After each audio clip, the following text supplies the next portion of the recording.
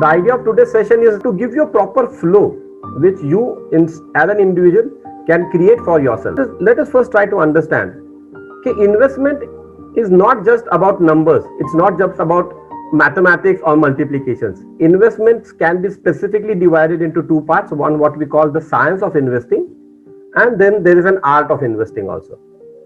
Science of investing is specifically related to the external factors, how it will multiply, how it will grow, how you can take the benefits of GDP, equities, debt investment tools, etc. And the art is specifically related to you as an investor. So if you want to bifurcate two things here, the external world you can say is a science, is a scientific, a technical process of investment, and it is common to all investors. And we as an individual are the artistic side of the investment journey. So from here, let us try to understand two different words. Investment is a separate word and investor is a separate word. Investment is basically a common fact phenomena happening across the economy. Investor is an individualistic phenomena, and we have to specifically focus on the individualistic phenomena. Let us also try to understand finance, investment and wealth. This is a process. First you need to understand finance, taxation, cash in hand, money management. These are the first set of activities. Then you move to investment processes and finally into wealth creation and wealth utilization. This is same as we do any business planning. We first make a plan, we implement a plan, and finally we achieve it. So now the question comes, why do I need to do financial planning? So let us try to understand the benefits of financial planning. First and foremost, let us try to look into the general factors. Today we have a very complex world outside. Multiple products, multiple activities, and we are totally busy into our activities. So keeping track of any investments and your investment processes is very hectic. So it is very best that I create a process for myself, a system for myself, which can help me to monitor and record my investments properly. The second thing is it's for you also, because if you have a proper system created, let us try to also understand here when we are talking today in 2020, your investment journey has already started back whenever you started your investment 4 years, 5 years, 8 years back. But from here in future, the journey is going to be till you exit out of this world, till I exit out of this world. So it's a long-term process. So when it's a long-term phenomena, basically it makes sense to create a process. It's easy for me to monitor and handle them. Then what is the benefit for my family? So specifically when you focus on your families, having a single record under my investment makes it very easy for my family to access it in my absence also. So normally we spend 25-30 years of our creative life in creating wealth. It is better we spend a proper time in utilizing it also and transferring it to our next generation also. So as we move into this session, I welcome you all. So this is the first thing that comes to a mind of any investor. Breaking news. बहुत बार हम सुनते हैं breaking news. आपके mobiles में, आपके SMS में बहुत सारी टिप्स आती है, आपके ईमेल्स में बहुत सारी टिप्स आती है, क्या करना है अपने इन्वेस्टमेंट्स में. Now this is all information. This is just information, and information is good or bad. That is a generalized activity. How I convert my information into knowledge is something that is most important. For example, let me tell you one recent example, incidents. One of my friends, a very good investor, equity investor from Mumbai, in fact, he's a broker in Mumbai, called up me last week for an article in DNA newspaper. And the article read, invest 100 rupees, postal investment, a good investment opportunity. Invest 100 rupees and get 20 lakh rupees after 5 years. और ये उसने मुझे WhatsApp पे भेज दिया वो ई paper का कुछ कॉपी. तो बोला ये मुझे बताना एक्सप्लेन करके क्या है. तो मैं बोला यार ये ऐसा तो नहीं हो सकता है, पोस्टर का करंट इंटरेस्ट रेट 6.2 6.3 चल रहा है, तो देयर इज सम मिसलीडिंग.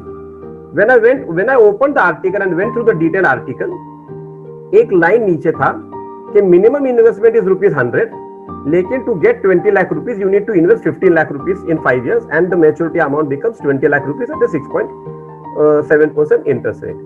तो ये होता है इंफॉर्मेशन का issue.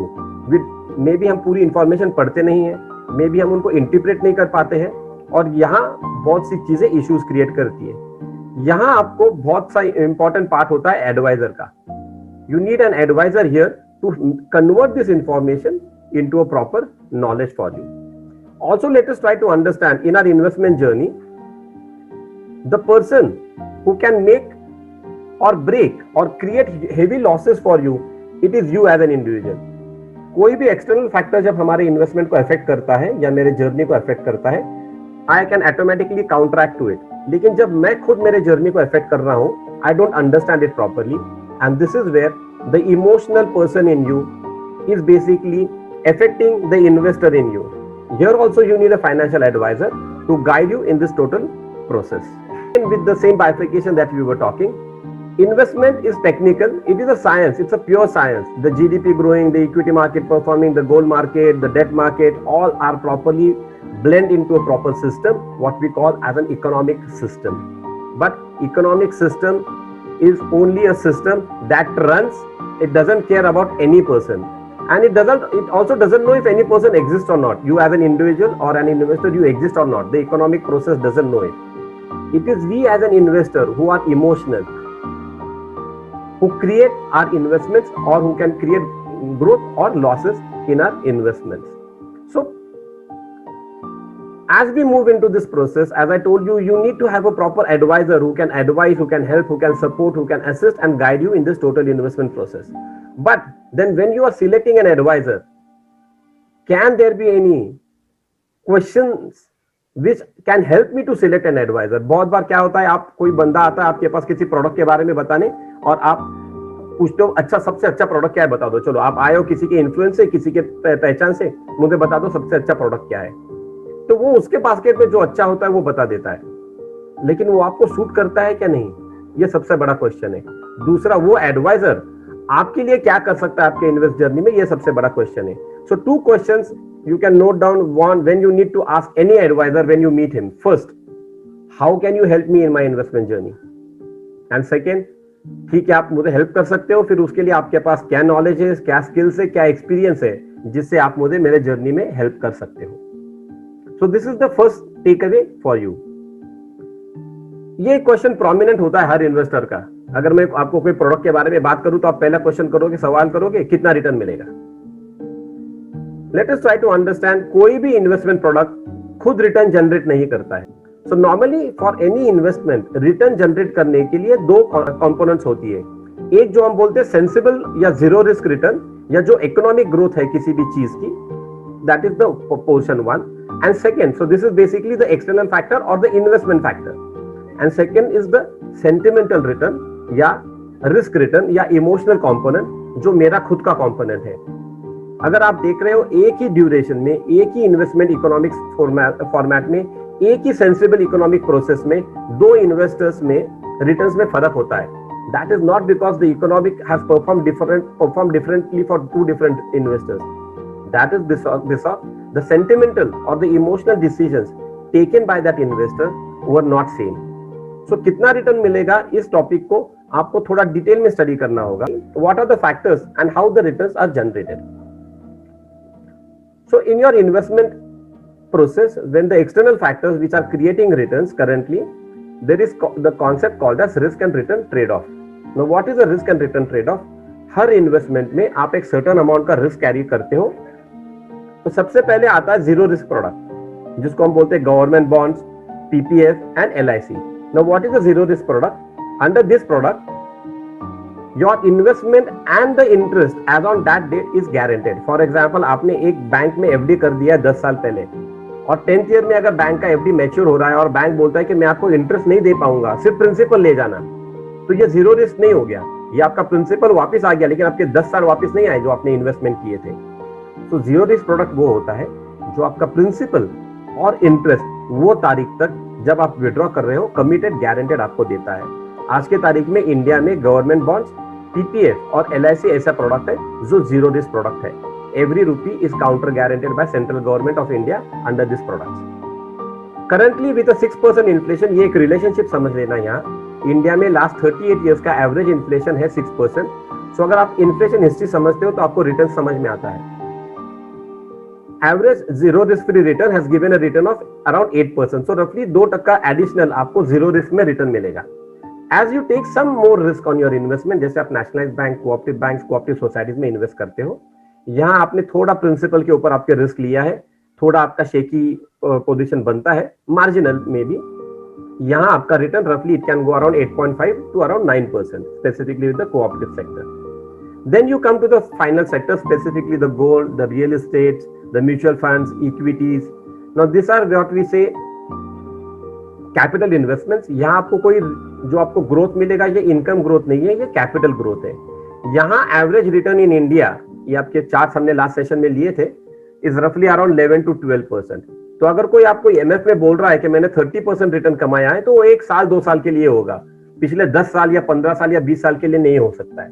Normally last 30-35 years average return, 25 years average return in equity market is around 11% with a 6% inflation. तो आप अगर कैपिटल मार्केट में इन्वेस्ट कर रहे हैं तो आपको ये ध्यान देना है कि मुझे यहाँ 11% के आसपास मिल सकता है, subject to I take a 35% duration loss, कि 35% ड्यूरेशन में मेरा पैसा नेगेटिव हो सकता है and I can get a 35% return here. Now let us try to understand these two categories by an example. For example, what is a zero risk return or a sensible return? अगर आप SBI में letter से FD कर रहे हो, fix deposit कर रहे हो, अगर मैंने SBI में 1 लाख रुपया फिक्स डिपॉजिट कर दिया, SBI ने मुझे आज 5% इंटरेस्ट दे दिया एज अ डिपॉजिटर, SBI क्या करेगा, वो पैसा लेकर 8% से या 9% से किसी को बिजनेस लोन देगा. वो बिजनेसमैन वो पैसा यूटिलाइज करेगा अपने बिजनेस में और वहां से कोई प्रोडक्ट बनाएगा जो वो किसी कंज्यूमर को सेल करेगा और वहां से 20% प्रॉफिट कमा लेगा. अभी ये चेन अगर देखते हो तो ये चेन है, एक सेंसिबल चेन बना है.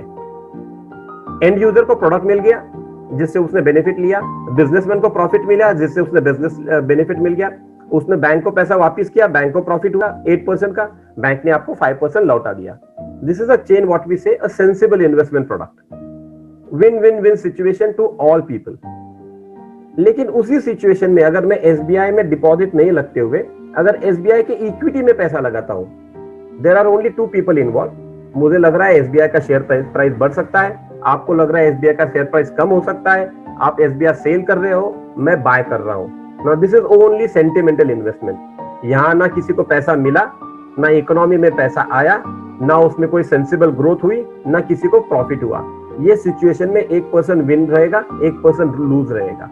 This is called sentimental investment. आपको आपके इन्वेस्टमेंट जर्नी में कितना सेंसिबल इन्वेस्टमेंट रखना है और कितना सेंटिमेंटल इन्वेस्टमेंट रखना है, दोनों की जरूरत है. आप किसी को अवॉइड नहीं कर सकते हो. हम आगे चलकर ये पूरा प्रोसेस देखेंगे. This is called balancing your portfolio. यहां मैं एक आपको चीज बताऊंगा, आपके इन्वेस्टमेंट पोर्टफोलियो में कभी भी ये हायरार्की को एक दूसरे से कंपेयर नहीं करना. These are totally different sectors. Don't try to do comparisons. You will always land in a wrong investment process. Time. Now this is something that is very, very valuable for us. If you want to substitute money and time, you will always prefer that time comes to me more than money, because time is something which is irreplaceable. A small example here. Let us say I am investing 1 lakh rupees per year at a 12% rate of return. With 15 years duration, 15 साल के लिए मेरा maturity amount रफली 41,75,000 हो रहा है. उसी investment process में अगर मैंने किसी बी इन्वेस्टर ने 8% से यानी 4% लेस इन्वेस्टमेंट किया, 8% से यानी almost 50% less investment return expect करके भी सिर्फ 5 साल का ड्यूरेशन बढ़ा दिया, उसका मैच्योरिटी अमाउंट जाता है 49,42,000 के ऊपर. सो ये इफेक्ट होता है टाइम का. आपको ज्यादा रिस्क लेने की जरूरत नहीं है, आप ठीक तरह से उसको खेल सकते हो. दूसरी एक चीज टाइम के लिए समझ लेना, time is always compounding backward. Know what is compounding backward? अगर आप यहां देख रहे हो 5 years में मैंने 6 लाख रुपया इन्वेस्ट किया, 7 लाख का मैच्योरिटी है. 10 साल में मैंने 12 लाख का इन्वेस्ट किया, 19 लाख का मैच्योरिटी है. ये धीरे धीरे धीरे पाइलअप हो रहा है. एक्चुअल इन्वेस्टमेंट प्रोसेस शुरू होता है 15 के बाद, जो ये ग्राफ एकदम स्टीप चढ़ता है, तो ये बोलते हैं कंपाउंडिंग बैकवर्ड. अगर मैं 30 साल इन्वेस्ट करूं तो 1 करोड़ 97 मिलेगा. अगर मैं 25 साल ही करूं, 5 साल कम करूं तो 1 करोड़ 18 लाख से मिलेगा. दोनों में सिर्फ 6 लाख का इन्वेस्टमेंट कैपिटल का डिफरेंस है, लेकिन मैच्योरिटी अमाउंट ऑलमोस्ट 90 लाख का फर्क आता है. Now this is what we say compounding backward. So time को प्रॉपर तरीके से यूज करना, वो इररिप्लेसेबल कंपोनेंट है आपके इन्वेस्टमेंट का. And this is the component what we say the 8th wonder of the world. So these are certain general factors that we need to look before we move into any investment. Now let us try to understand how an investment process progresses further. For any investor, जब वो कोई investment करने का decision लेता है तो उसके सामने दो ऑप्शंस आते हैं. फर्स्ट, कि मैं हाई रिटर्न्स क्रिएट करूं. सेकेंड, मैं पूरे मेरे गोल्स अचीव करने हैं. Now creating high returns is a short term opportunity. For example, March 15th the market was at its peak.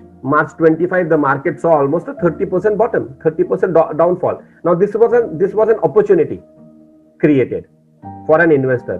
अगर मेरे पास लेटर से वो तारीख में 5 लाख रुपया था, मैंने वो 5 लाख रुपया वो अपॉर्चुनिटी में एज्यूम करके कि मुझे बेस्ट समझता है मार्केट, मैंने वो 5 लाख रुपए मार्केट में डाल दिया. Market recovered over period of next 2.5 months और I got a 40% return. So from March 15th till September today, within a span of 4, 5 months, 6 months, the market has given a roughly 30-35% return. लेकिन मेरा 5 लाख का मे भी 8 लाख बन गया, लेकिन वो wealth नहीं हुआ मेरे लिए, वो सिर्फ इनकम जनरेट हुआ. बिकॉज मेरा वेल्थ तो लगेगा 15 साल बाद, 20 साल बाद. अगर मैंने ये 8 लाख जो क्रिएट किया है इसको ठीक से संभाल पाऊं अगले 15 साल के लिए और मेरे किसी गोल्स के लिए यूज कर पाऊं, तब जाके वो वेल्थ में कन्वर्ट होता है. तो हमको डिसाइड करना है शॉर्ट टर्म अपॉर्चुनिटीज और लॉन्ग टर्म ग्रोथ साइकिल्स के ऊपर. बाय डिफॉल्ट दोनों तरीके से आपको जाना पड़ेगा. आपको आपके इन्वेस्टमेंट्स में कुछ चीजें शॉर्ट टर्म अपॉर्चुनिटीज के लिए यूज करनी होंगी जहां आप पैसे फास्ट ग्रो करो, लेकिन सबसे ज्यादा most important part is I have to keep a focus on my goals when they are coming, at what circumstances they might और माइट नॉट बी फुलफिल्ड. मैं हूं, मैं नहीं रहूं, तब मार्केट परफॉर्म करे नहीं परफॉर्म करे. This is most important process. For short-term opportunities, you need to just keep a focus on the market, what is happening. For example, gold also gave a short-term opportunity during this period, a closed window. Now it's almost finished from as we had the last government bond on 15th of September. The opportunity of gold was also there, a good window opened. So, लेकिन मेरा long-term scenario यह है, achieving all goals in all circumstances. यहाँ आपको process लगता है. ये जो वेल्थ साइकिल है ये परमानेंट है, आपके लिए फॉर लाइफ का साइकिल है. So as we move and take a decision on that, let us create a focus कि our primary aim is not only short-term opportunities but to create a fulfill goals in all eventualities, generate optimum returns for ourselves with the lowest possible anxieties and without disturbing our today's lifestyle. This is what we say creating an investment process. यहाँ से आप आपके investment process को create करने शुरू करते हैं जहां आपको 4 चीजों के ऊपर फोकस करना है. मेरे पूरे गोल्स फुलफिल होने चाहिए इन एनी सर्कमस्टेंसेस. मैं रहूं, मैं नहीं रहूं, मार्केट परफॉर्म करे वो तारीख में, नहीं परफॉर्म करे, किसी भी सिचुएशन में मेरे गोल्स फुलफिल होने चाहिए. मेरा चाइल्ड एजुकेशन हो, मेरा रिटायरमेंट हो और जो भी मेरे पर्सनल गोल्स हो. मुझे ऑप्टिमम रिटर्न मिले मार्केट से, ना कोई कम ना कोई ज्यादा. ये प्रोसेस अगर 20, 25, 40 साल का है तो इसमें मुझे कोई ज्यादा एंग्जाइटी नहीं क्रिएट हो जिससे मेरा हेल्थ इश्यूज हो, मुझे स्ट्रेस बढ़े. And it should also not disturb कि मुझे बहुत लो एग्रेसिव जा रहा हूं तो मुझे बहुत सारी इन्वेस्टमेंट करना पड़े और मुझे आज खर्चा कम करना पड़े और इन्वेस्टमेंट ज्यादा करना पड़े. ये सब चीजों को प्रॉपरली एक बैलेंसिंग बीम पे हमको बैलेंस करके आपके लिए एक इन्वेस्टमेंट प्रोसेस डिजाइन करनी होती है. A small example here again just for you to understand. अगर एज अ बैचलर अगर मुझे कोई मेरा फ्रेंड आके बोलता है चल ट्रेक पे जाते हैं, तो मैं मेरे सैक लेता हूँ, 2 कपड़े डाल देता हूँ and immediately I sit on his back and move out. That is short term opportunities. But if I want to go on my family trip, taking my parents, my kids, my wife, then I have to go through a proper planning process. 1-2 महीने पहले homework करना होगा, कहाँ जाना है, कौन से destination देखने हैं, एयरलाइंस का, रेलवेज का, होटल्स का, सबका बुकिंग प्रोसेस डिजाइन करना होगा. अगर आप 15 दिन के आपके 15 दिन के फैमिली ट्रिप के लिए आप इतने कंसर्न हो, तो सोचो आपका इन्वेस्टमेंट जो है ये आपके फैमिली का लाइफ लॉन्ग ट्रिप प्रोसेस है, इसके लिए आपको कितना कंसर्न होना पड़ेगा. एंड कंसर्न का मतलब ये नहीं कि आपको बहुत स्ट्रेस लेना है. कंसर्न का मतलब ये है कि before doing any class work, before going out and doing any investment, थोड़ा अपने होमवर्क के ऊपर ध्यान देना, थोड़ा घर पे बैठ के कोई प्लानिंग डिजाइन करना. And that is actually what we are going to discuss now as we move into your topic कि what is the financial planning concept. Let us try to first understand who affects or what are the ingredients in your financial planning. So we at Dream Invest, this is one thing that we try to educate our clients regularly on this. There are 2 different factors, the external factor and the internal factor. The external factor is called an issue because कोई और create कर रहा है. Internal factor is called a concern जो मैं create कर रहा हूँ या जो मेरे अंदर है, जो मेरा एंग्जाइटी है, जो मेरा हैबिट है, जो मेरा कंसर्न है, जो मेरा बिलीफ है. External factors, there is a product, there is a company, there is an economy that is going to affect the administrative services of the company that are going to affect the taxation law that are going to affect. ये सब चीजें मेरे investments को affect करने वाली है. हम देखेंगे इसके ऊपर हम क्या कर सकते हैं बेस्ट. देन मैं क्या कर सकता हूँ, मेरा प्रोसेस, इसके ऊपर भी हम आगे बात करते हैं. So let us first try to focus on the external factors. This is something where Dream Invest has helped almost 8,000 plus clients, and they are very happy and very satisfied with the process that we have created for them. So let us first try to understand the first factor that affects our investment or our investment habit. It's the product. Normally जब आप कोई adviser आपके पास आता है, मैं वापस वही question repeat करूंगा कि वो आप उसको क्या सवाल पूछते हो, ठीक है बताओ क्या है आपका प्रोडक्ट, अच्छा प्रोडक्ट क्या है आपके पास. तो कोई प्रोडक्ट अच्छा या बुरा नहीं होता है. हर प्रोडक्ट की अपनी एक मांग होती है, अपनी एक जरूरत होती है, अपना एक पोजीशन होता है आपके इन्वेस्टमेंट प्रोफाइल में. इस product has a unique role to play. Normally हम ये भी क्वेश्चन पूछते हैं कि कितना रिटर्न है आपके प्रोडक्ट में. तो let us try to understand very first year. Now these are certain things that I'm trying to explain you before I go to the proper session, because these are certain confusions that we have created in our mind, and that is the reason we have been misled or misguided in the total process. कोई भी product आपको return देता नहीं है. Product का काम return देना नहीं है. प्रोडक्ट का काम एक ही है. प्रोडक्ट का काम, it is a vehicle that takes your money into the economy. Product का काम सिर्फ आपके पैसे को कैरी करना है आपके बैंक से इकोनॉमी में. तो वो कैरी करते समय the most important part is, आपने प्रोडक्ट को पूछना है कि ठीक है आप पैसा तो कैरी करोगे इकोनॉमी में, लेकिन उसके अलावा आप मेरे लिए क्या कर सकते हो. What are the concerns, what are the problems that you can address me as an investor. Economic में तो बाजू में रखो. फॉर एग्जाम्पल लेट अस से माय कंसर्न इज कि मुझे इन्वेस्टमेंट करना है बिकॉज मुझे 3 साल के बाद घर खरीदना है, उसके लिए कैपिटल क्रिएट करना है. अगर ये आपका कंसर्न है तो आपका प्रोडक्ट बैंक आरडी होना चाहिए, जो इकोनॉमी में लिक्विडिटी में प्रोडक्ट पैसा ले जाएगा और लिक्विडिटी इमीडिएटली वापस कर देगा 3 साल में मुझे. यहाँ आप किसी म्यूचुअल फंड पे, किसी पीपीएफ अकाउंट पे, किसी एलआईसी पॉलिसी पे भरोसा नहीं रख सकते हो. लेकिन अगर मेरा कंसर्न 15 साल या 20 साल बाद एक रेगुलर इनकम जनरेट करने का है, जो हम बोलते हैं पैसिव इनकम या रिटायरमेंट प्लानिंग का है, in that case my concern is a long term concern. I need to beat inflation. I need to have certain things guaranteed today. Bank interest rates are going down. I need to have certain things guaranteed today. Then a product like LIC's Jeevan Umang, which is giving you 8% guarantee for life from 15 years down the line, can help you into this process. So आपका product decide करना चाहिए, आपके concerns और problems के based आपने आपका product decide करना चाहिए. Also understand it is a 42 years marathon. So don't try to just go to sprint out on a product. Short term products, liquidable products मत सिलेक्ट करना पूरे आपके बैकएंड में. आपको कुछ हैबिचुअल और लॉन्ग टर्म प्रोडक्ट्स की भी जरूरत है. So what are the 2 questions that you can ask when you are selecting a product? Product के बारे में मैंने आपको एडवाइजर के बारे में पहले क्वेश्चन दिए, अभी मैं आपको प्रोडक्ट के बारे में दे रहा हूँ. What are the concerns this product will address? अगर मैं आपको कोई प्रोडक्ट बता रहा हूँ, आप मुझे ये पूछ लो कि ये मेरे कौन से कंसर्न एड्रेस करेगा सर इन्वेस्टमेंट जर्नी में, मुझे कहाँ का हेल्प करेगा ये मेरे इन्वेस्टमेंट जर्नी में. और सेकंड, ये प्रोडक्ट मेरा पैसा जो इकोनॉमी में ले जा रहा है वो किस एसेट एलोकेशन में ले जा रहा है, वो रिस्क में ले जा रहा है, गोल्ड, इक्विटी, म्यूचुअल फंड में, या सेफ में ले जा रहा है, डेट में, बैंक में, पीपीएफ में, एलआईसी में. So once you understand the asset allocation, आपको ऑटोमेटिकली पता चलेगा ये कंसर्न्स क्या एड्रेस करेगा और ये अंदाजे मुझे रिटर्न कितना देने के लिए हेल्प करेगा. As your product takes the money on its back into the economy, it directly doesn't take its into the economy. ये प्रोडक्ट पैसा लेके जाता है कंपनी के पास.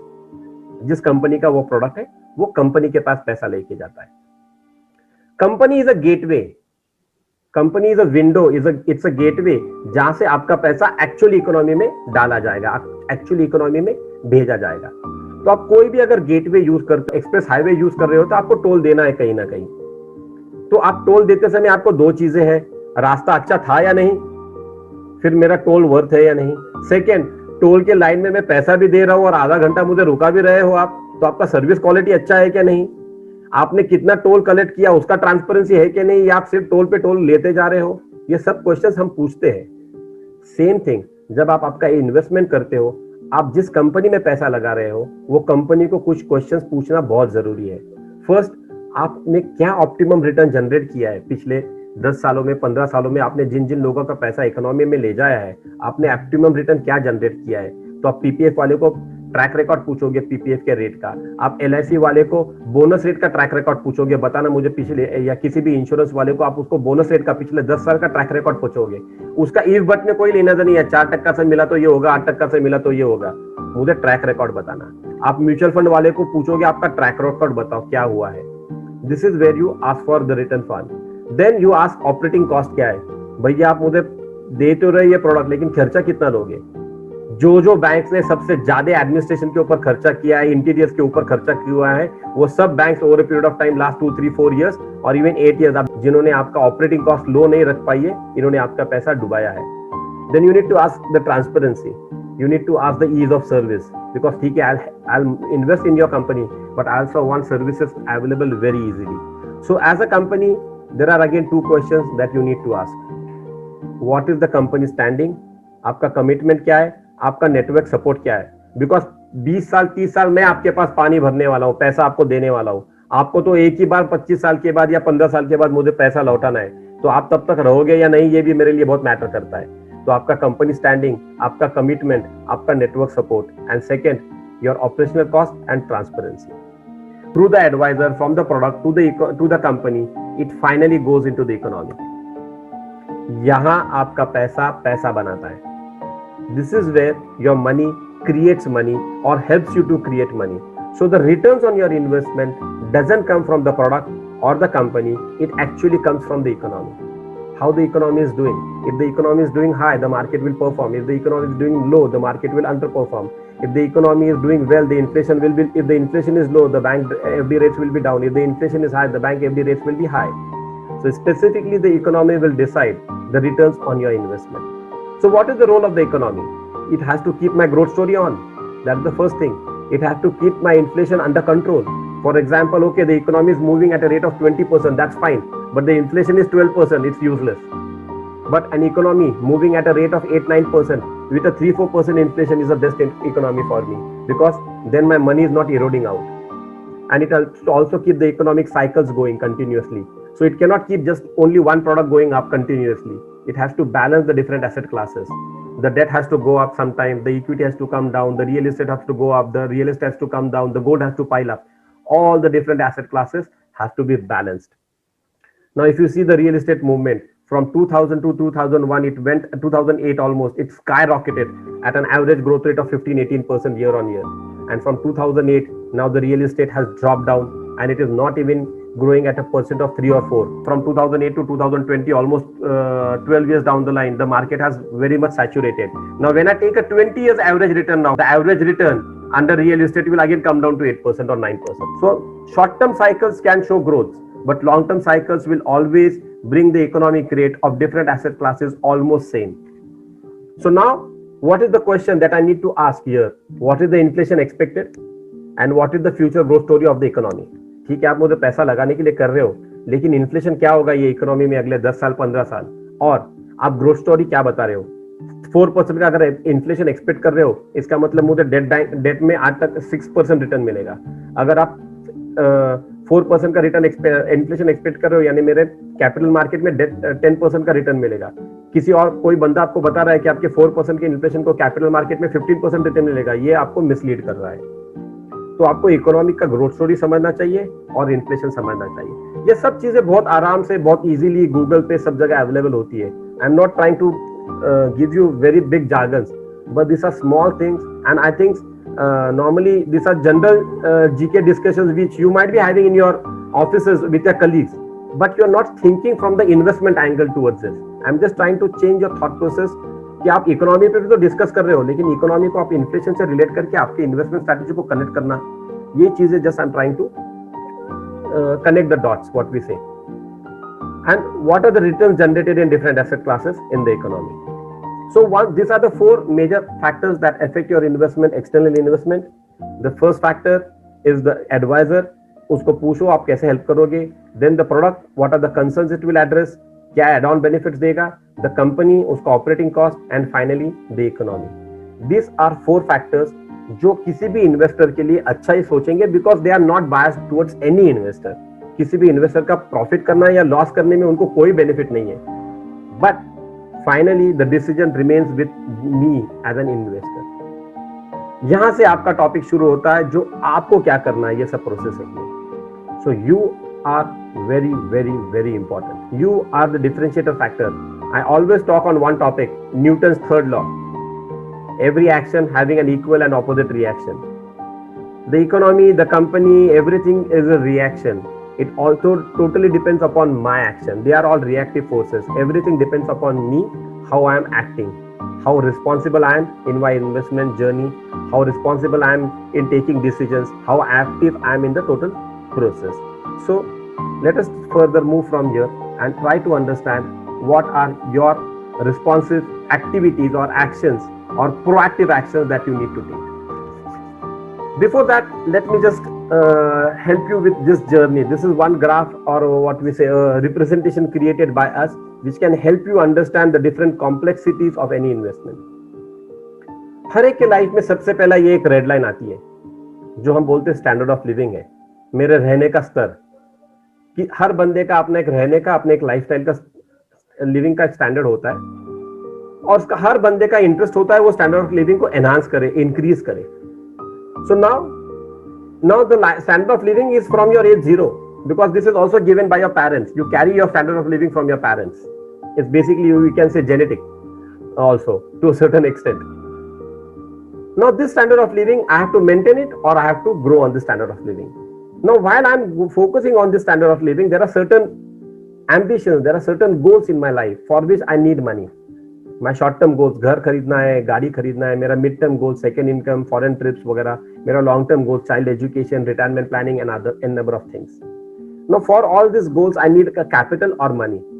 When I use my money here, there is a possibility that my standard of living might drop down.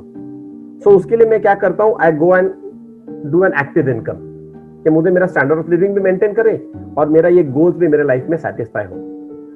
The initial phase, your standard of living is high and your income is low, and this will always common with almost 99% of the population. Because here you have some liabilities, responsibilities. आपको 1 करोड़ का घर लेना है, आपका salary 10 lakh रुपया या 15 लाख रुपया ये है, तो automatically you'll go through an EMI. You want to buy a 10 lakhs car and by default you don't have 10 lakhs, so you'll go for a loan. Automatically you'll prefer to have high standard of living, but your incomes will be low. So here you will be in the EMI pattern, in liabilities pattern. उसको हमको control करते हुए जाना है.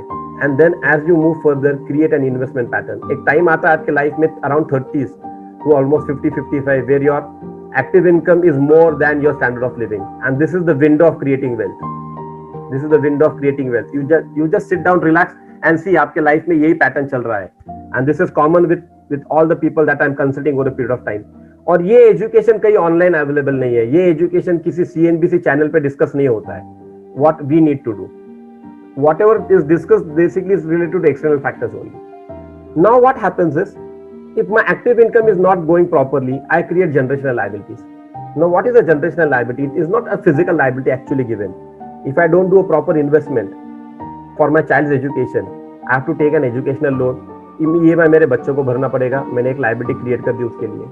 If I don't do my proper retirement planning, I am dependent upon my children for that. Again, मेरे बच्चों को वो तारीख का इनकम मेरे ऊपर खर्चा करना पड़ेगा. I am created a liability for him. If I have not done my proper health insurance, in my old age, my kids have to spend their hard-earned money on me for my health insurance. I have created a liability for them.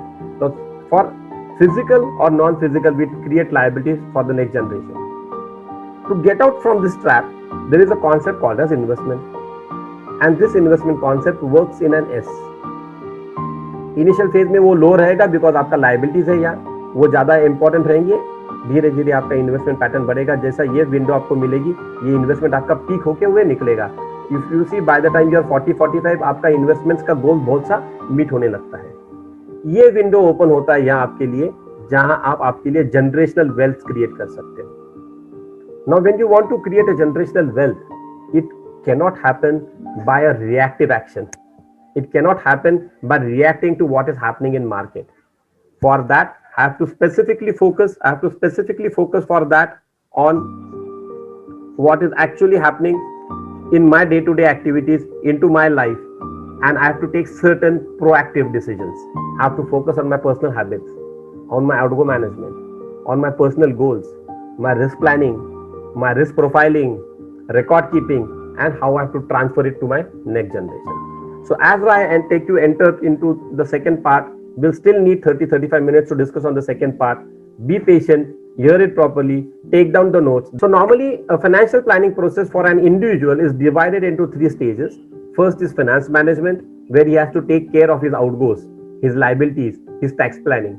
Once money is available, then he moves into actual investment planning, goal planning, current investment, risk management, addressing the concerns, and then designing a proper record system. ये एक 15-20 साल का event है. ये होने के बाद actually wealth create होता है जो आप यूटिलाइज करते हो आपके लिए और आपको नेक्स्ट जनरेशन को ट्रांसफर करना है. सो अंडरस्टैंड हियर, बहुत बार इन्वेस्टमेंट या फाइनेंशियल प्लानिंग पे लोगों को ऐसा लगता है कि इक्विटी पोर्टफोलियो मैनेजमेंट है. No, equity portfolio management is only a 10% of your actual investment process because it needs a proper management system. तो जो भी आपको बैंक वाला आके बताता है कि फाइनेंशियल प्लानिंग करूंगा मैं, आपका पोर्टफोलियो मैनेज करूंगा, तो वो इक्विटी पोर्टफोलियो के ऊपर बात करता है. वो आपके पूरे प्रोसेस के ऊपर बात नहीं करता है, starting from tax planning up to transfer to next generation. आपको ये प्रोसेस आपके लिए खुद डिजाइन करना होगा. किसी अच्छे पर्सनल फाइनेंशियल प्लानर से ये प्रोसेस आपको आपके लिए खुद डिजाइन करना होगा. So let us try to understand how you can do. From here as we enter into understanding this process, your homework becomes a priority than your classwork. So the first topic comes tax payment. So let us try to understand in a very nutshell. आपका old regime जो चल रहा था 2.5, 2.55%, 20%, 30% remains same. All your exemptions are allowed to you currently in the old regime. If you forgo these exemptions, then only you can move to the new tax regimes with a deferred tax slabs of 5, 10, 15, 20, 25 and 30%. Should I select an old regime or a new regime will depend upon your individual reviews. If you are a salaried person, it is a good thing for you. You can shift from old regime to new regime whenever you want. Current year I am using an old regime. Next year I want to shift to a new regime. It is allowed for me as a salaried person.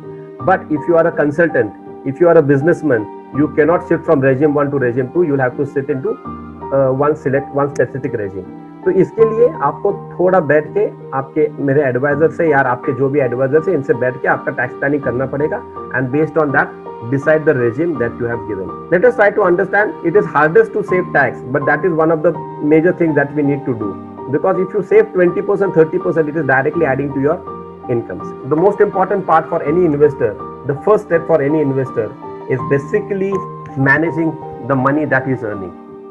If you are not able to manage what you are earning, it can never help you to create a proper investment wealth for you, because money management needs a very different skill. You can go on YouTube. There are many videos on mental accounting, a concept called on mental accounting. You can watch those videos and it will give you a very different perspective on managing money. Normally salary account में जब पैसा आता है हमारे, salary account में जब पैसा आता है हमारे, it goes into 3 different parts. My past commitments, my EMI that I've already taken, फिर वो घर का EMI हो, गाड़ी का हो या personal expenses का हो, my lifestyle expenses, and whatever is left I put it for my future. A question to me, just give it a thought in a second or two. If you have a take home of 1 lakh rupees, आपका basic family expenses other than your EMI is around 40,000 rupees.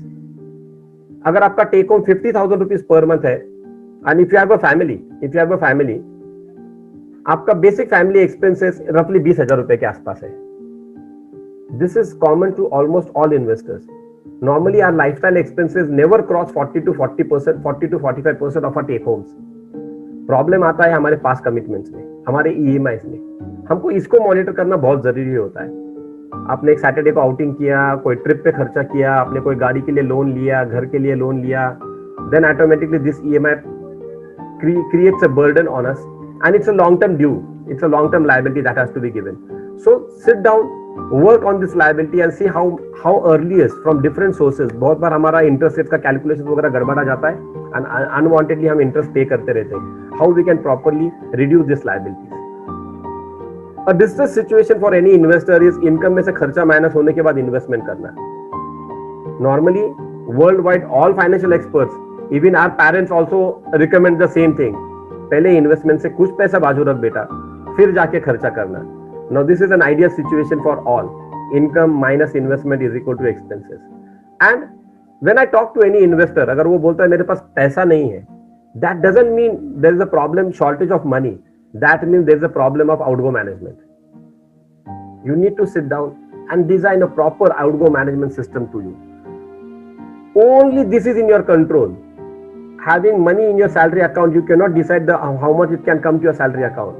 जो पैसा आपके salary account में आता है वो कहाँ जाएगा, इसका कंट्रोल सिर्फ आपके ऊपर है. You can create a proper system for it. Now it's very difficult to create a habit as an adult. Let us be very clear. If I want to create a new habit, it's a very difficult thing. So the best thing is to create a system. Now, again, a takeaway for you as you can note it down. A best way to create a system for your outgo management is with your salary account, take an add-on account. उसी bank में ले सकते हो तो लो, या किसी और bank में होगा आपके पास add-on account. It's best thing. If you are a married person, preferably a joint account. So in case of any emergencies, your family can access it. No debit card, no net banking of the add-on account. उसका debit card आप नहीं use करोगे, उसका net banking आप नहीं use करोगे, और आप आपके सैलरी अकाउंट से स्टैंडिंग इंस्ट्रक्शन दोगे कि एक certain amount will transfer to your add on account. Now let us call this add on account as aspirations account. ये अकाउंट आपका एस्पिरेशंस अकाउंट है. या जो भी पैसा जाएगा ये सिर्फ और सिर्फ आपके एस्पिरेशंस के ऊपर खर्चा होगा, आपके एस्पिरेशंस के लिए इन्वेस्ट होगा.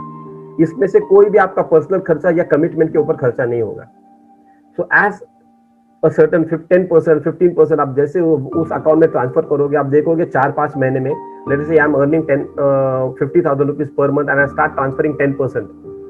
Maybe today this situation is not possible for you. You can sit with my advisors. They will help you to how to create this system over a period of next 6, 7, 8 months or 1 year. जैसे आपके liabilities के ऊपर वो actions लेंगे और they can help you to create this systems. As you move into the aspirations account, as your money lies into the aspirations account, यहाँ से वो आपको investment window open करवा देगा. Now, why this system has to be created? For 3 reasons. सबसे पहले आपका control या monitoring आसान हो जाएगा. Second, जब आप नेट बैंकिंग डेबिट कार्ड नहीं यूज करोगे, ये आपको रिस्क ऑनलाइन का, इंटरनेट का या जो भी आज ऑनलाइन फ्रॉड से, इसका रिस्क नहीं देगा. और third most important, today the investments, all investments are happening online, they are coming back online. So आपको हर बार बैंक चेंज करना नहीं होगा. आपका सैलरी का आपने आज आपके एमएफ को एक्स बैंक दिया है, 5 साल बाद आपका वो बैंक बंद हो गया, नया बैंक देना है, तो आपको पूरा हिस्ट्री ट्रैक रिकॉर्ड से बैंकिंग अकाउंट चेंज करना पड़ता है. तो वो ये नहीं करना पड़ेगा. आपके इन्वेस्टमेंट प्रोसेस में जितना एडमिनिस्ट्रेशन आसान होगा उतना आपको एक हैप्पी फीलिंग मिलेगा. So this is where what we say creating a very simple administration process for you. Now once money is kept in your administration account, it will further go to investment. Let us say you have 100 rupees as your salary और आप उसमें से 10 रुपया invest करते हो, 10%, और वो 10% late us से 10% से ग्रो होता है, यानी अगले साल 1 साल के बाद आपको 11 रुपीज वापिस आया है, यानी आपके 100 रुपीज का 11 रुपीज प्रॉफिट हुआ है आपको. 10 रुपीज सेविंग्स और 1 रुपया उसके ऊपर का इंटरेस्ट कॉम्पोनेंट. लेकिन अगर पहले ही महीने में या पहले ही दिन 10 रुपीज के बजाय आप 20 रुपीज सेव कर सकते हो, इसका मतलब आने आपको पूरा 1 साल रुकना नहीं पड़ा, लेकिन आपके सेविंग्स अकाउंट में, आपके एस्पिरेशंस अकाउंट में डे 1 से पैसा डबल हो गया, 10 रुपीज का 20 रुपीज हो गया. So this is what we say proper management of your expenses. Once this is done, once the money comes to your aspiration accounts, we move into the next step called investments. Now what is investment? Investment is not parking your money just for the sake of parking it outside because मेरे bank में पैसा पड़ा है चलो invest कर दे. No. And investment, that is what we say short term opportunities. हाँ चल ठीक है, 1 लाख रुपया मेरे पास पड़ा है, लगने वाला नहीं है, मार्केट में अपॉर्चुनिटी मिला, उसको 1 लाख का 1.25 लाख बना लेते हैं, या माइनस हो गया तो 90,000 हो जाएगा. That is a short term opportunity. That is not investment. Investment is very personal. Investment is only to that investor. It is very emotional. It is by my heart. It should answer an emotional need. So first homework that you need to do after your outgo management is, okay, मेरे account में पैसा दिख रहा है, अभी मुझे invest करना है, तो पहला क्वेश्चन पूछ लेना, why? Why should I invest? What is that emotional need that I want to invest for? मेरे बच्चे का एजुकेशन है, मेरा रिटायरमेंट प्लानिंग है, मुझे 3 साल के बाद गाड़ी खरीदना है, उसके लिए पैसा देना है. What exactly is my personal goal? Once you understand this personal goal, then the time duration is framed for it. For example, I want a housing two wheeler to be purchase 3 years down the line, the duration is only 3 years, inflation वगैरह का कोई effect नहीं आएगा ये पूरे process में, तो मुझे ज्यादा स्ट्रेस लेना नहीं है, कोई कंसर्न भी एड्रेस करना नहीं है कि मैं रहूं नहीं रहूं तो क्या होगा, मैं नहीं रहूं तो गाड़ी लगने वाला ही नहीं है। लेकिन इफ आई, और इसमें इन्फ्लेशन का भी कोई इफेक्ट नहीं है, लेकिन यही अगर मैं मेरे चाइल्ड एजुकेशन के बारे में सोच रहा हूँ 15 years डाउन द लाइन, 15 साल में इन्फ्लेशन से एजुकेशन का फीस आज 10 लाख है, तो वो तब कम से कम तब तक 30-40 लाख होगा, जिसका मुझे कैलकुलेशन करना पड़ेगा। कंसर्न आएगा मेरा मैं रहूं नहीं रहूं तो क्या होगा, प्राइमरी एजुकेशन भी एड्रेस करना है और हायर एजुकेशन भी एड्रेस करना है, फिर इन्फ्लेशन इफेक्ट करेगा ये पूरे प्रोसेस में। तो यहाँ आपका शॉर्ट टर्म में आपके 3 साल के गोल के लिए आपको बैंक आरडी में रहना पड़ेगा, 15 साल के गोल के लिए ऑटोमेटिकली आपका प्रोडक्ट कैटेगरी बदल हो गया, आपको म्यूचुअल फंड्स में, इक्विटीज में, इंश्योरेंस में आना पड़ेगा। So as your emotional need is framed, your product changes. बहुत बार हम एक ही कॉमन प्रोडक्ट को एक ही जगह फिट करने की कोशिश करते हैं, उसी एक पूरा mess creating on that wall of your investment, on that collage that you are creating for your investment. So you need to divide your investments into short term, mid term and long term goals. What we say, if you are investing 100 rupees, now I cannot just do all long term or all short term, because by the time I do all long term, the short term, if I don't have short term money, I'll have to liquidate the long term, मेरा time का compounding निकल गया।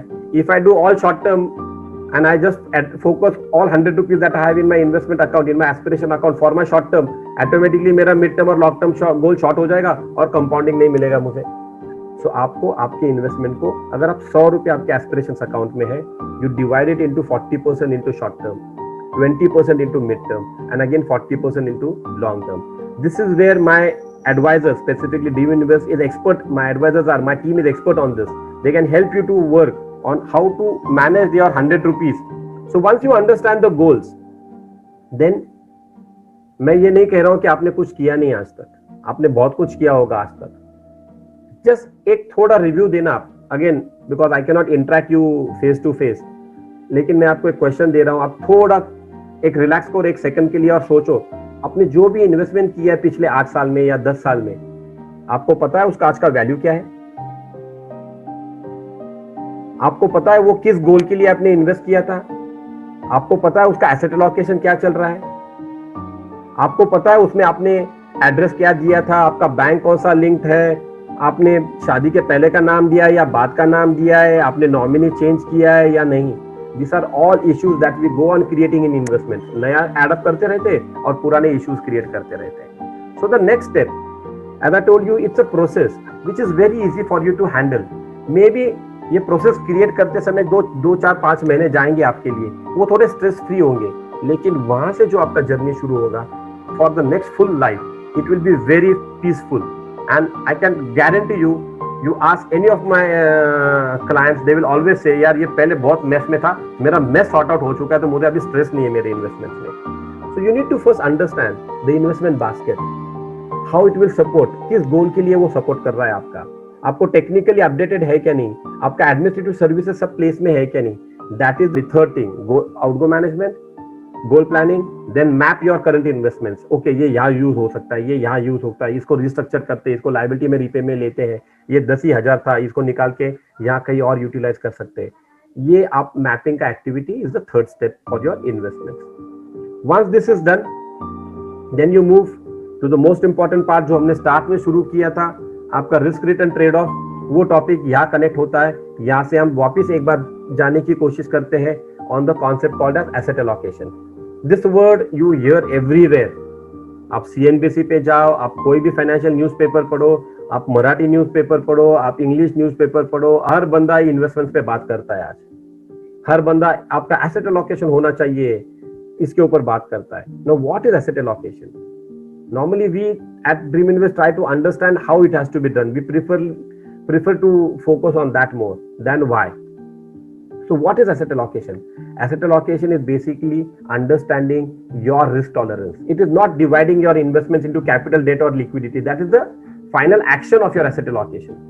Asset allocation का main purpose है मेरा risk tolerance समझना, मैं कितना रिस्क ले सकता हूँ अपने इन्वेस्टमेंट्स में, अपने जर्नी में, जिससे मुझे स्ट्रेस नहीं डिजाइन हो।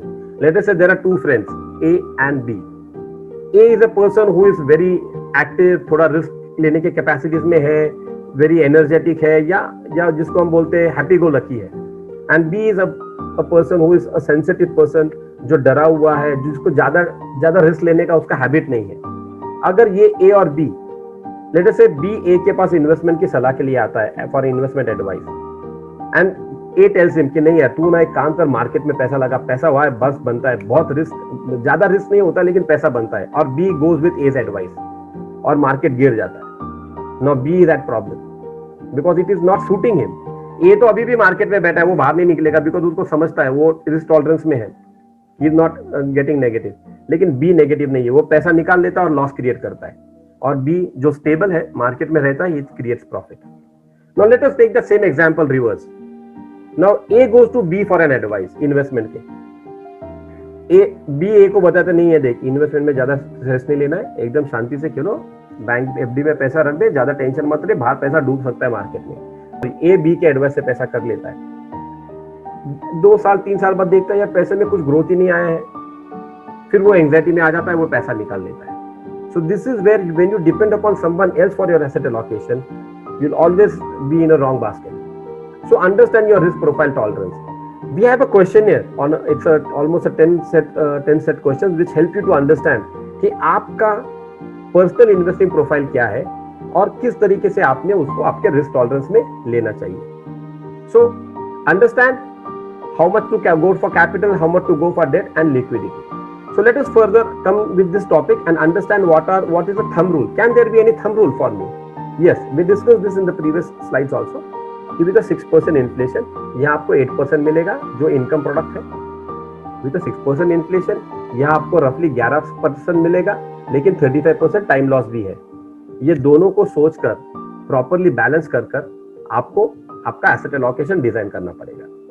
नॉर्मली जो बंदे यंग है, उनको लाइफ स्पैन ज्यादा है, उनको सबसे ज्यादा इन्फ्लेशन का इफेक्ट होने वाला है, तो उनको ऑलमोस्ट एग्रेसिव इन्वेस्टमेंट ज्यादा करना होगा। So normally in age group of 20 to 30, at least 30% should be in the safe basket and 70% should be in the risk basket. As your age progresses, your risk basket should reduce and your safe basket should increase. So this can be a thumb rule, but this I would always prefer you go through a proper questionnaire based on your age, habit, need and time. You design a proper questionnaire and understand based on that. तो जब आप 100 rupees invest कर रहे हो market में, 2 आपको कुछ सवाल पूछने आपके लिए। How much money I want return on capital, कि मेरा पैसा ग्रो होना चाहिए, कि 10 रुपया डालू तो उसका 2 साल में 15 रुपया होना चाहिए, 50% रिटर्न मिलना चाहिए। How much money I want return on capital, high return on capital, और कितना पैसा मुझे रिटर्न ऑफ कैपिटल चाहिए कि कल के को कुछ भी हो जाए, एटलीस्ट मेरा भरा हुआ पैसा और उसके पास इतना एटलीस्ट इन्फ्लेशन से 2% ज्यादा तो भी मिलना चाहिए। So this is called safe investment and this is called risk investment. So let me again take you back. Outgo management, goal planning, current investment review, asset allocation, ये 4 चीजें होने के बाद सबसे इंपॉर्टेंट टॉपिक पे आप आते हो, and that is understanding your risk management और इंश्योरेंस प्लानिंग। यहाँ थोड़ी चीजें मैं आपको हट के बात करता हूँ on a recent incidents. Corona का जो रीसेंट इंसिडेंट्स हुआ उसके ऊपर बात करते हैं। There was a news article review given by LIC that they settled 547 claims with 27 crore total amount for corona death, only corona death जो हुआ है पिछले 6 महीने में। LIC, why I'm taking LIC? Because it is one of the biggest insurance companies in India. They control almost 70-75% of the market share. So they should be the company that should be settling highest claims. So 27 crore amount settled with 547 investors or people who died. Now when I divide these 27 crores with 547, it is only 4.5 lakh rupees per person. Now the organization was ready to give the money. You had not taken that much of insurance. 4.5 lakh तो इनका hospital का bill निकला होगा जिन person का death हो गया। What will the family do? Now this is the situation in India. We insure our vehicles to its value, but we under insure ourselves. मेरा car 10 lakh का, अगर मेरा 10 लाख का कार है, 20,000 का प्रीमियम आता है 0 डेप्रिसिएशन में, 15,000 का प्रीमियम आता है विद 20% डेप्रिसिएशन में, बोलता नहीं यार वो 5,000 रुपए एक्स्ट्रा ले ले लेकिन 0 डेप्रिसिएशन देना। जिस व्हीकल को मैं 1 साल के सैलरी में रिप्लेस कर सकता हूं, उस व्हीकल को मैं 0% डेप्रिसिएशन में करता हूं। लेकिन जिस लाइफ को मेरी फैमिली कभी रिप्लेस नहीं कर सकती, उसको मैं 1 साल का इनकम के हिसाब से ही इंश्योरेंस करता हूं। Now what is adequate insurance? Adequate insurance means if anything happens to me, my family should get the monthly income that I am giving there for the duration for next 15-20 years जितना भी मैं काम करने वाला हूँ. For example, अगर मेरा 10 lakh family income है, मुझे कुछ हो जाता है, आज 5% बैंक रेट से 10 लाख रुपए आने के लिए कम से कम 2 करोड़ रुपए का मेरा लाइफ इंश्योरेंस होना चाहिए. इसमें से मे बी आप cash in hand, liquid assets, आपके एफडीज वगैरह माइनस कर देते हैं, तो फिर भी जो बैलेंस बचता है, you can not add physical assets here. Physical assets can not be liquidated overnight. So insurance, adequate insurance is most important, and insurance has 4 topics: life, health, disability and property. So sit down with your advisors, ask them कि मुझे मेरा adequate insurance calculate करके देना, लेना है या नहीं बात की बात है यार, पहले एटलीस्ट कैलकुलेट तो कर मेरे इनकम के लिए कितना इंश्योरेंस लगता है. This concept is called human life value और HLV calculation. Now many people come and tell me, यार क्या I don't believe in insurance. यार you don't have to believe in insurance. It's not God, it's not religion. Insurance is purely for your family protection. आपके पास उतना asset नहीं है जिससे वो protect हो सके, तो वो आप शिफ्ट कर रहे हो किसी कंपनी की तरफ जो वो एसेट प्रोटेक्ट कर सकती है. So it's that simple. So specifically focus on your insurance needs, life, health, property and disability. So as you move from your insurance category, then you finally come to selecting products. अब तक हम product के ऊपर बात ही नहीं कर रहे थे, और आपका पहला सवाल इन्वेस्टर के साथ, किसी एडवाइजर के साथ होता है कि प्रोडक्ट बताओ. No, outgo management, goal planning, current product review, asset allocation, insurance planning, ये 5 चीज होने के बाद आप प्रोडक्ट के ऊपर आते हो. प्रोडक्ट सिलेक्ट करते समय बहुत इंपॉर्टेंट चीजें याद रखना, 3 चीजें इंपॉर्टेंट होती है. परचेजिंग तो बहुत आसान काम है सर, आप नेट पे जाओ, ऑनलाइन जाओ, आप खरीद कर सकते हो, डिस्काउंट में मिल रहा है, डायरेक्ट मिल रहा है, कोई एडवाइजर नहीं है बीच में, कोई सर्विस प्रोवाइडर नहीं है बीच में, आपको इमीडिएटली परचेजिंग मिलेगा और हमको कॉस्ट इफेक्टिव मिलेगा. लेकिन अगर वो बंदा बीच में नहीं है, वो एडवाइजर बीच में नहीं है, वो सर्विस प्रोवाइडर बीच में नहीं है, हर चीज का अपना कॉस्ट है. Purchasing is a one time job. Problem है कंटिन्यूइंग में. आप कंटिन्यू नहीं कर पाए तो आपके परचेसिंग को कोई वैल्यू नहीं है. It is going to be always going to make you losses. और उससे ज्यादा इंपॉर्टेंट है गेटिंग बैक द मनी. ये तो आप किसी और पे निर्भर कर रहे हो, वो कंपनी पे, वो एडवाइजर पे. सो परचेसिंग करते समय ये 2 चीजों के ऊपर पहले ध्यान देना कि मैं कंटिन्यू कर पाऊंगा, कौन सपोर्ट के लिए मुझे कंटिन्यू करने के लिए. ऑनलाइन टर्म इंश्योरेंस, मैंने बहुत सी केसेस देखे, लोग ऑनलाइन टर्म इंश्योरेंस खरीदते हैं और तीसरे ही साल में बंद हो जाता है. आपको मिल गया 30% डिस्काउंट में, 3rd ईयर में आपने बंद कर दिया, क्या ये यूज ही नहीं होगा, पैसा वेस्ट हो रहा है. वहां जब वो एडवाइजर आपके साथ बात करता है ना, सर ये वेस्ट ऑफ मनी नहीं है, आपके फैमिली के लिए 10 बार वो आपको कन्विंस करता है, आप आपका इंश्योरेंस कंटिन्यू कर सकते हो. So this is where direct purchasing of any investment and purchasing through it an advisor matters a lot. When you are purchasing any investment, focus on issues, company standing, service support क्या है, और also focus on your habit, discipline and concern. ये चीजों को ध्यान में रखकर आपको ये होमवर्क पूरा करना है और जाके आपके प्रोडक्ट को खरीदना है. आपने प्रोडक्ट तो खरीद लिया, इसके आगे का सबसे इंपॉर्टेंट टॉपिक होता है उसको सर्विस करना, उसको प्रॉपरली मेंटेन करना और उसको यूज करना अपने लिए. So administration, make it simple. It can be done in a single excel sheet. I just show it in the next 5 minutes. Now let me just try to come to the final part of this total discussion. We all keep bank passbooks. आपके पास bank statements आती है. Normally bank में मुझे पता है 1 तारीख को पैसा कितना जमा होने वाला. I know what amount is going to credit on in my bank account on 1st. And I know what are the outgoes also. मेरा EMI कितना है, घर खर्चा कितना है, इन्वेस्टमेंट कितना हो रहा है, बच कितना रहा है. I know everything, but still at least once a month I try to review my bank passbook. सब ठीक से हुआ है कि नहीं उसमें. लेकिन आपकी इन्वेस्टमेंट्स ये तो ईयर ऑन ईयर स्कैटर्ड है, डिफरेंट एक्टिविटीज में डिफरेंट जगह घूम रहे हैं. एक बार बैठकर उनका भी पासबुक बनाइए. Now this is the concept that we have designed at Dream Invest, investment passbook. Now what you do in your investment passbook, once a year sit down, revisit your goals. Okay, मैंने retirement के लिए इतना सोचा था, education के लिए इतना सोचा था, मेरे शॉर्ट टर्म को ट्रिप के लिए इतना पैसा लगा था, इसमें कुछ चेंजेस हुए हैं या इसमें कुछ ऐड करना है या डिलीट करना है.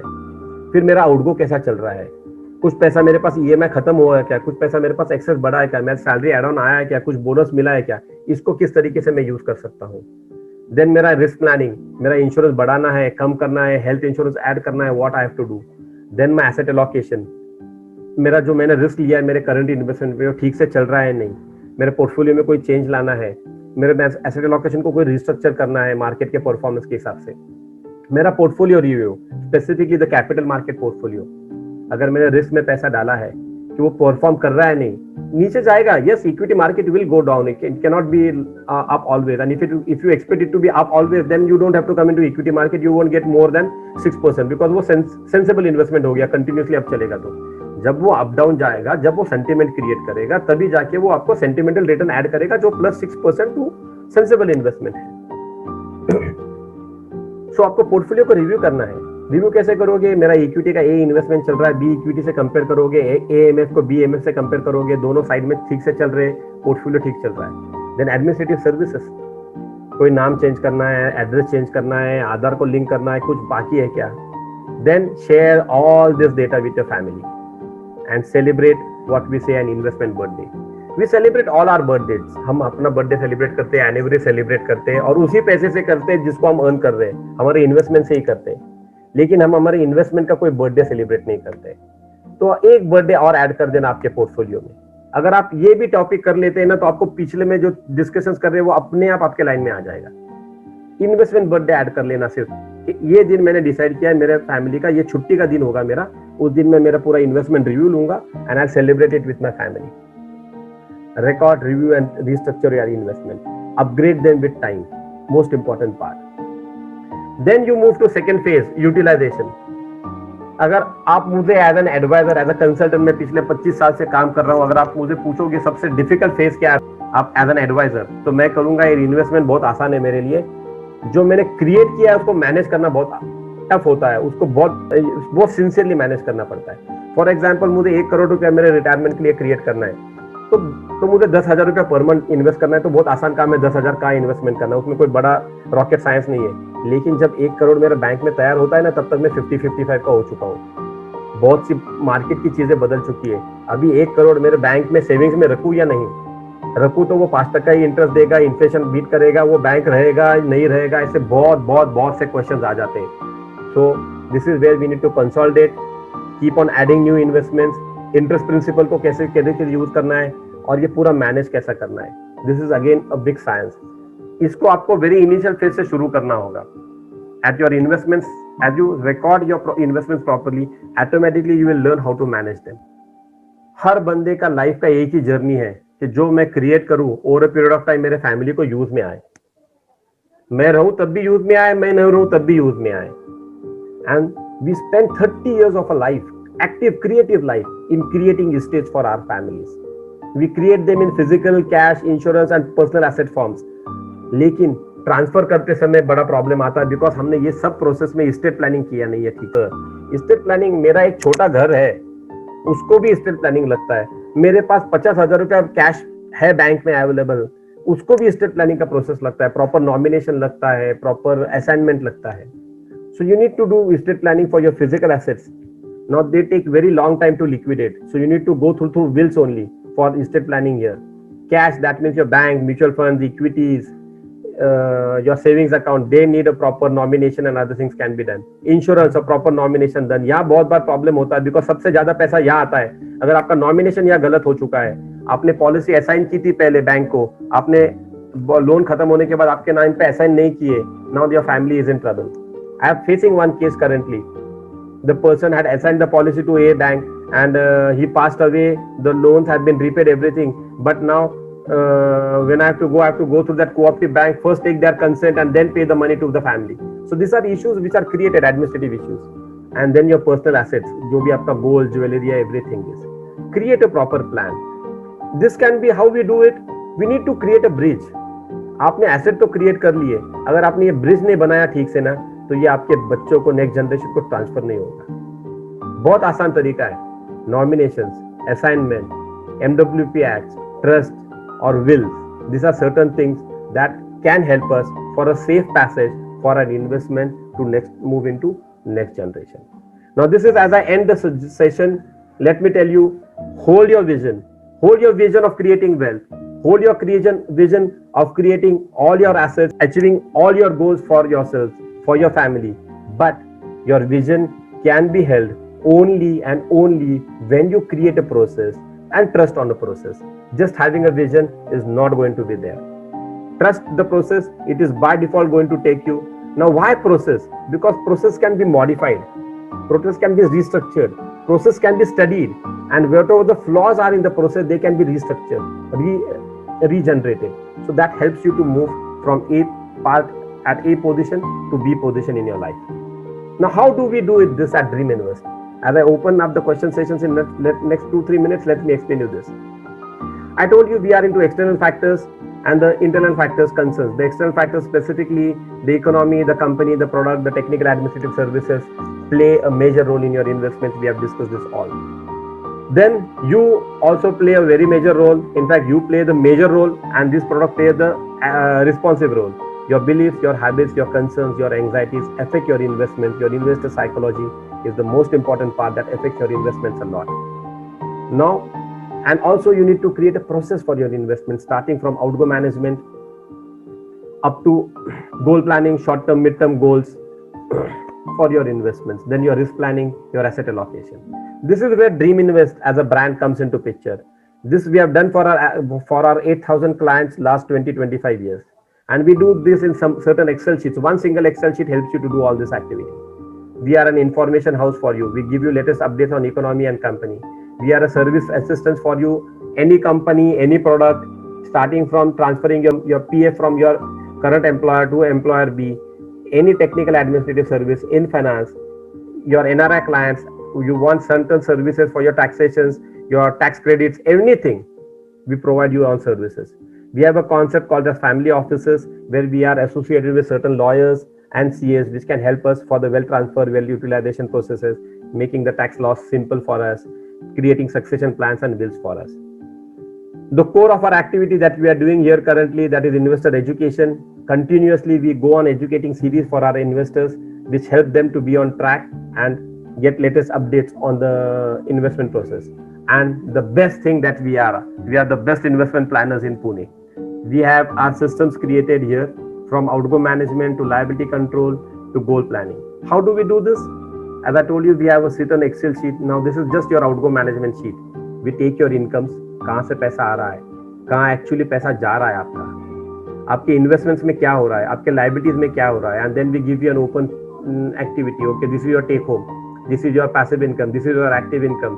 आपका लाइफस्टाइल का खर्चा इतना परसेंटेज है, देन आपका एसेट एलोकेशन में इतना डेट इन्वेस्टमेंट चल रहा है, इतना सेफ इन्वेस्टमेंट चल रहा है. ऑटोमेटिकली आपको आउटगो पूरा चलता है, पता चलता है कि मेरा कैपिटल कितना रिस्क है, मेरा सेफ रिस्क कितना है, आपका स्ट्रेस फ्री हो जाता है investment journey. Then we help you to create your investment goals.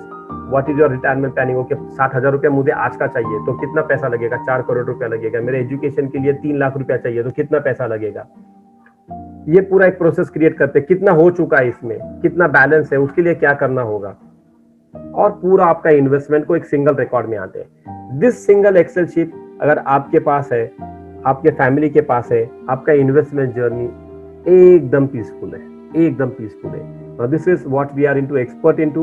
We create a proper service agreement. You can discuss that with your advisors later when you want. We have a 10-point program starting from investment education to outgo management and wealth creation. I'll also request you to please give 15 minutes of yours. My service advisors will call you. Now this was a general discussion. They will ask you certain personal activities, and if you need any personal support, they can help you in your service activities. So thank you for your patient hearing. Hope this was something that was different for you from the normal CNBC or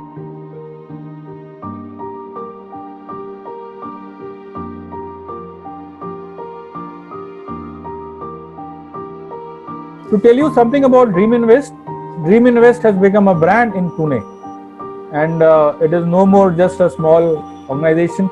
We are all proudly associated with this brand. We have almost like 3 offices in Pune, and we cater to clients in India and also abroad. Roughly, we have a team which is a mix of young blood and almost like 20. We have people who are having 20 years experience in this particular field, and to tell you our strength, we are currently having a client base of 10,000 plus individuals and counting, and roughly we are catering to 7,000 families with a business under management of 1,000 crore, and we are almost managing right now 50 crores of yearly investments. So that speaks, I mean, that will really speak about ourselves and our expertise. We have certain consultants, we have people which have qualifications of CFP and CII and CIST degrees, and we have been representing world famous world forums like FPSB, MDRT, LIRT, which is recognized world across. Now we are becoming a one-stop solution for all financial activities like investment planning and wealth management, where we have an expertise, and we have got a very scientific way of dealing with personal financial planning, and our key focus is on record keeping. I mean, record keeping, you would say, what is that? So that's why you are here. Record keeping is a very major step in financial planning.